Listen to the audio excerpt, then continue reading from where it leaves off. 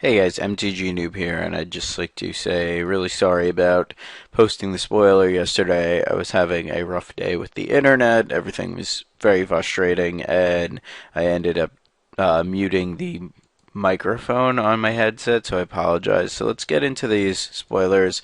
On the right here, you see Niv Mizzet the Firemind, which is the original incarnation of Niv Mizzet.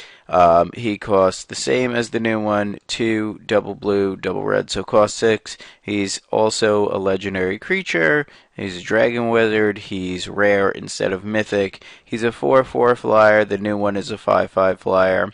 And the old Niv Mizzet, whenever you draw a card, Niv Mizzet, the Firemind, deals 1 damage to target creature or player, and he has tapped to draw a card. So out with the old, in with the new. Let's look at the new one. Niv Mizzet, Draco Genius, same cost, same creature type, same legendary, new power toughness, 5/5 flyer. He is a mythic because they did not have mythics back then.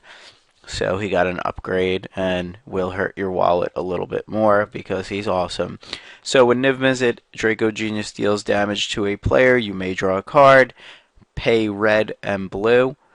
Niv Mizzet, Draco Genius deals 1 damage to target creature or player.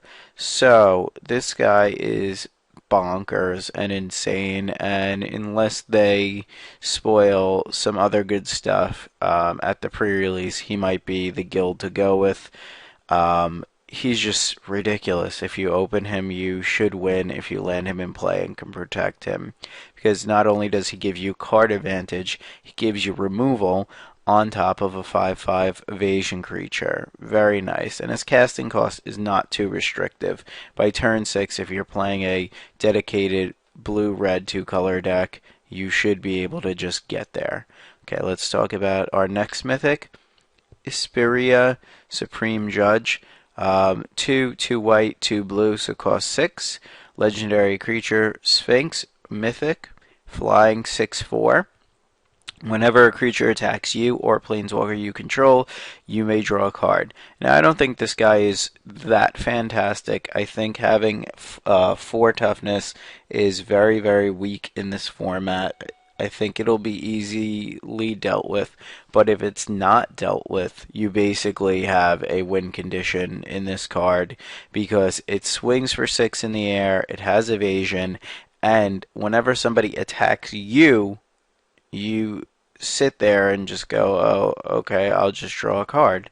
So let's say they're like a weenie deck and they want to just rush, and you're not dead yet because weenie decks will probably kill you by turn 6, but you get to draw a bunch of cards after slamming this guy. So outside of the art, I don't think it's as good as Niv Mizzet, but it's a different effect, and card advantage is card advantage. So if I open this in limited, especially, I would play it.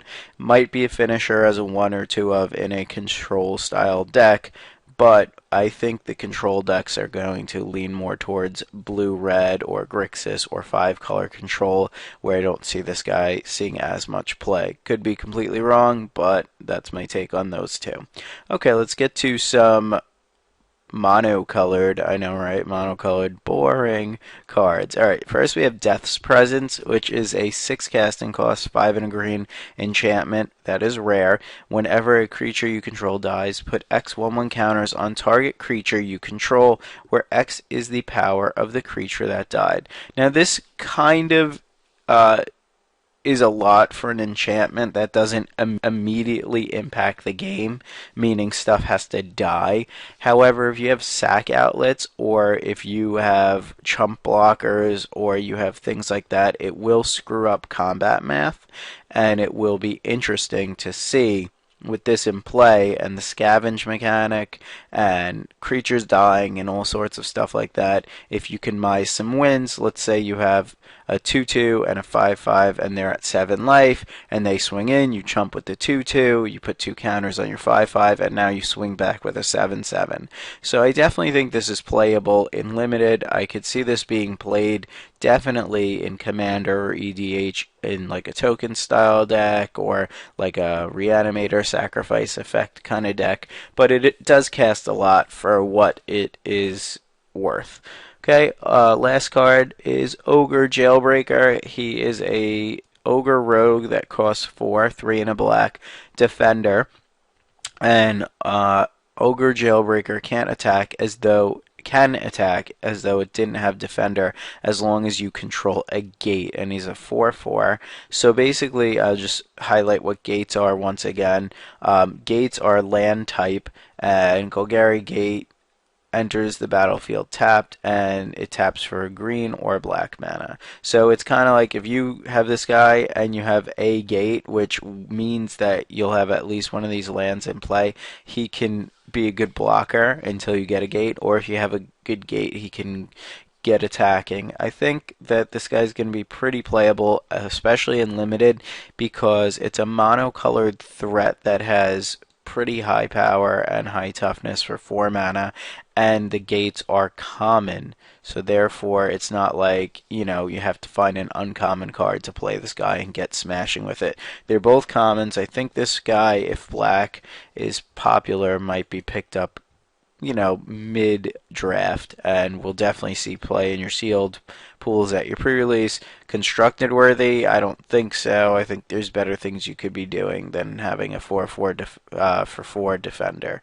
Alright guys, so thanks, and once again, I apologize for posting something without sound. I'm pretty sure I fixed that problem, and please check out themtgnoob.com. Thank you.